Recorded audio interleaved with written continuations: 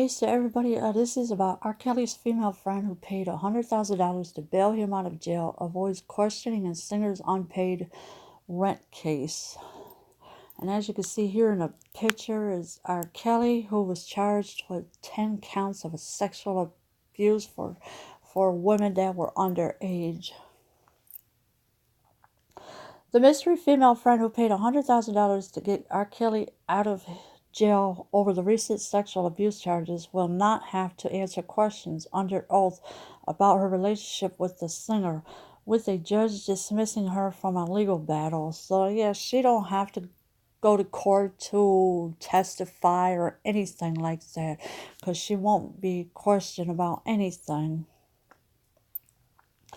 According to court documents obtained by the Blast, a Chicago judge recently dismissed Valencia Love from the lawsuit between Kelly and his former recording studio landlord. So yeah, so the judge decided to dismiss the case between her and the former recording studio landlord, because the landlord was been looking for his money and he wants it. The landlord won a $173,000 judgment against Kelly over unpaid rent and has been trying to collect for several months.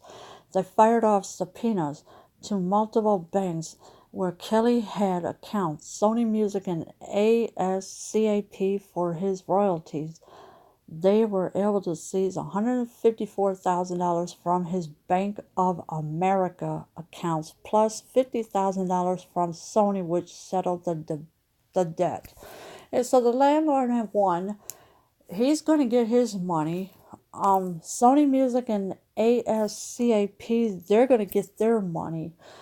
And plus the additional $50,000, I think it'll either go to the landlord or Sony Music, whichever one it is. But of course, Sony Music has not been dealing with R. Kelly because they don't want no part of him no more. So it's out of their hands now with him because he can't pay what he's supposed to be paying.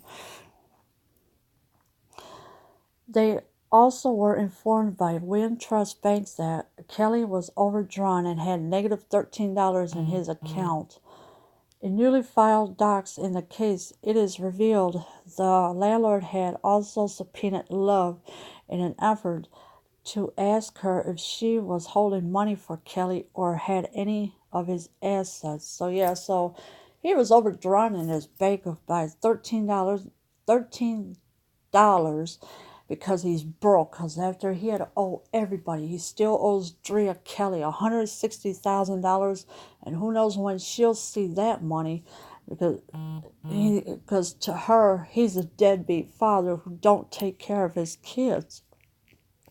And of course they subpoenaed Valencia Love as well and asked her if she is holding any money or not. And if she is, she has to give it up no matter what. Back in February, the 47-year-old Love put $100,000 to bail Kelly out after he spent 3 days in jail. She said at the time that he was a close friend and had known him for years. She was quoted as saying, "It was his own money. I just posted bail for him." So how can he have the money if he's broke for her to bail him out? Something isn't right with that. And she's 47 years old, and of course the bail was $100,000. So where would he get that kind of money from, unless there was something he had to sell off to have that money to bail him out of jail? The mystery behind why she had his money and the extent of their relationship was never explained, leaving many people to wonder what the truth was. Yeah, so people want the truth. They want to know where that money came from. It was never explained at all, and it became a mystery of why she had the money in the first place. The docs note Love was set to have appeared in court, but once the debt was settled, the judge dismissed her from having to appear or turn over financial information relating to Kelly. So the judge decided to dismiss her. And he said, look, you don't have to be here. We're not going to let you appear in court. But she still has financial information, so why doesn't she turn it over to the judge or to the DA or whoever? Really, why keep it? The landlord also believed Kelly's lawyers may have been holding on to funds for him, firing off two subpoenas to them as well that have also been dismissed. Yeah, so the landlord of the studio, he's also going after the lawyers of R. Kelly's and firing them off to be subpoenaed as well, and see what money they're holding on to, because you're not supposed to be holding anything. If you're supposed to give something up, you have to do it. It don't matter if it's financial or whatever it is, you need to give it up. As the blast reported, R. Kelly left jail in February after surrendering to police after being charged with 10 counts of sexual abuse. Each carry a possible sentence of 3 to 7 years in prison. So that's all he's going to end up getting because of these 10 counts of sexual abuse. And most of these women were underage, and you don't go after kids that are underage, no matter who they are. But R. Kelly is a handler for the girls. He's telling the girls what they can and cannot do.